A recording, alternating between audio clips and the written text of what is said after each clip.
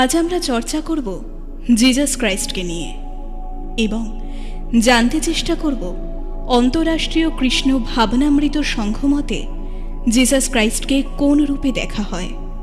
পবিত্র খ্রিস্টান ধর্ম অনুসারে জিজাস ক্রাইস্ট ভগবানের পুত্র, একজন আধ্যাত্মিক গুরু এবং ভগবানের প্রতিনিধি।